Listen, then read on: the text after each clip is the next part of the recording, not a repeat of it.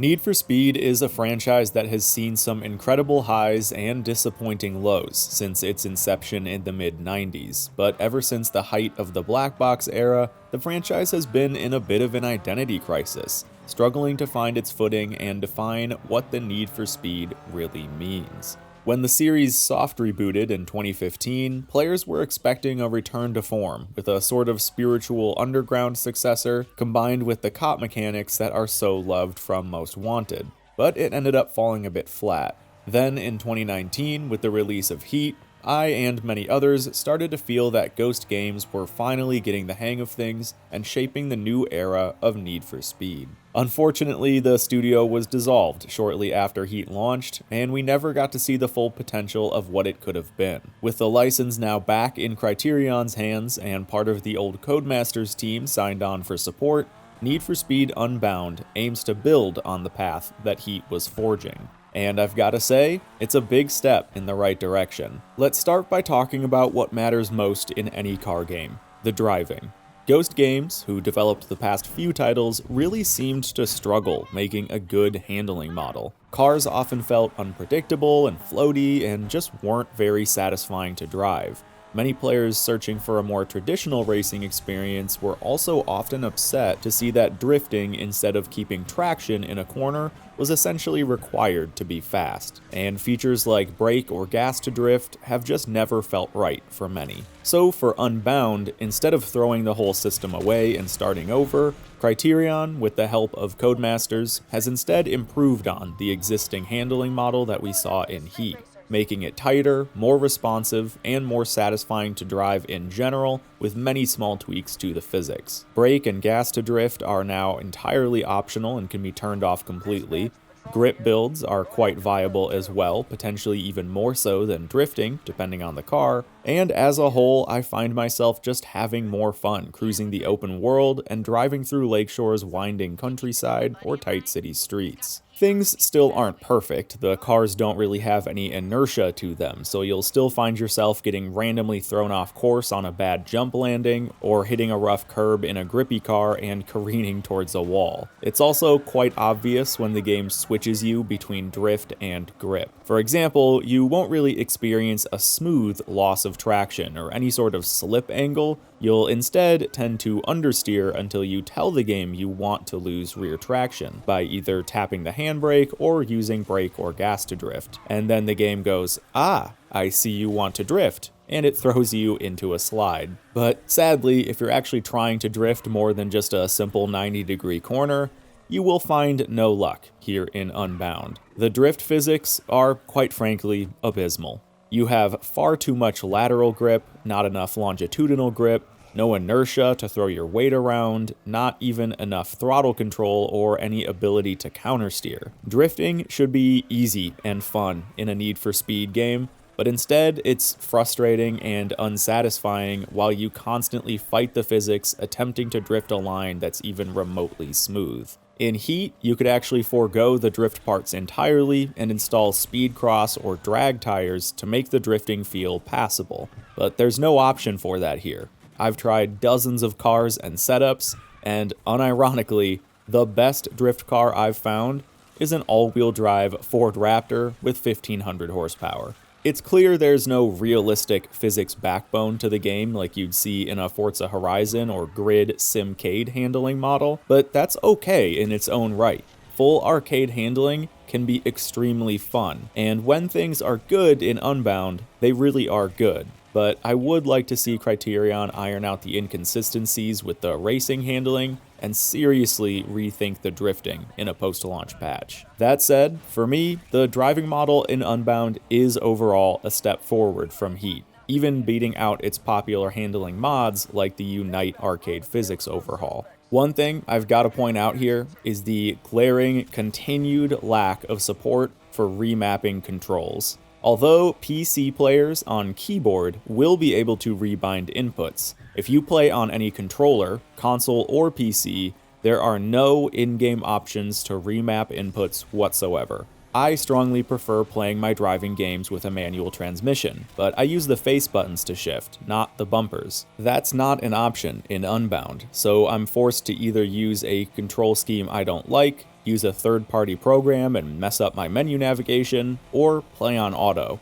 This is not only a preference issue and basic expected feature for any game in this day and age, but it's also a serious accessibility issue. There is no excuse for Criterion to continue to not include custom controller mapping in Unbound. In a game all about customization, we should be able to customize our inputs. But now let's change gears and talk about the cars themselves. Unbound's car list does expand on heats with a few notable entries like the S14, Return of the Crown Victoria, and Mercedes 190E, bringing us to a total roster of just over 140 cars on launch. For me, this feels like plenty. Each car feels unique with the game's massive library of visual customization, and there's a great mix of old school JDM, muscle, Euros, and exotics. There's always going to be cars here and there that the fans will want added, and I agree with most of them, but to me, the roster is large enough to ensure all car nerds will find a good handful of their favorites. The biggest disappointment here is the continued lack of Toyotas, but unfortunately, there's likely nothing Criterion could do about that. Now, for the customization itself, expect to see most of Heat's options returning here for Unbound. Many of the same kits, wings, lips, and diffusers are still here, but you'll notice a couple extra options on many cars. And of course, Unbound now gives us the option to remove bumpers entirely on a good handful of the cars in-game. One of my biggest personal disappointments is not seeing any improvement to the stance and fitment options. We still don't have wheel spacing or tire width, and some cars can't get that low, especially with certain kits, making them look more like rally cars than street builds. We of course have to talk about Unbound's most flashy and controversial new customization though, and that is the tag system. Custom cartoonish smoke effects and a street art style that surrounds your car when performing certain actions. I was feeling lukewarm about these effects coming into the game, but as a whole, they have really grown on me. The smoke and nitrous effects especially add a lot of drama and excitement to the driving, and it's really cool seeing other cars light up with effects while you race against them. My biggest gripe with the feature is, funny enough, the serious lack of customization with it. You either get all the effects or nothing, and it's a package deal. You can't say pick the nitrous effect from one set and the smoke color from another. And you can't turn off just the tags that appear above your car or the jump wings and leave the other effects on. And worse yet, the tag set you choose is not car specific. So if you like matching your tire smoke color and effects to your car's paint or livery color like I do, well, too bad. These oversights just hold back what I do otherwise think is a very cool design choice. And with that, Unbound has of course made a lot of unique design choices here, most of which I feel really do pay off. The menu navigation is flashy and drives home the Chicago underground aesthetic. The cel-shaded characters have a lot of personality and act as a really cool contrast to the gritty and realistic car models. And the overall graphical fidelity of Unbound has been cleaned up and improved remarkably over Heat. Post-processing effects look much better, the lighting feels more natural, and the game even runs quite a bit better than Heat did for me as a PC player. This all makes the game look and feel a lot smoother. Driving through fake Chicago's downtown is an absolute visual treat, and I absolutely love that Unbound has added pedestrian traffic all over the city. It may be a pretty normal thing to see in most any other open world genre, but it is surprisingly rare in racing games, and goes so far towards making the game world feel more alive. I think that Lakeshore's downtown might just be my favorite open world racing game city of all time. I loved the retro neon aesthetic of Palm City in Heat, but Lakeshore just feels so alive and well detailed and acts as a gorgeous backdrop to the racing. The rest of the map does feel a bit more bland to me. Heat had this issue as well, where the downtown area was full of life and detail, but the surrounding wilderness felt a bit barren, and although I feel things are much improved in Unbound with more distinct districts and biomes, many of the outskirts areas still do feel to me like they could use a bit more personality. From a gameplay perspective though, you are given plenty of reasons to explore every corner of the map, with decals to unlock in the form of street art, collectible bears to find, and tons of open world challenges like speed cameras, jumps, and drift zones. That is, of course, only a small part of what you'll be doing while playing Unbound though. and I'm quite happy to talk about the main campaign, because in my eyes, this is one of the best we've seen from the franchise. I don't want to spoil anything here, but I love how the early game sets you up slowly with a realistic intro and no immediate conflict. You build a car with your buddy over the summer and are now taking it into the street racing scene, but all of a sudden crap hits the fan and you're set up with an amazing antagonist in a cool twist and go on a very Most Wanted style journey. The main cast of characters have personality and depth. I love Rydell, he's one of my all-time favorite Need for Speed characters, and the story will take you through quite a few interesting twists and turns. But the writing and delivery of the lines feels a bit all over the place to me. Sometimes it feels really natural and flows well and hits hard, and other times it just feels like the actors are being held at gunpoint with a script in their hands, being forced to say something like, "Yo, bruh, that's so fire." You, bruh? You, bruh?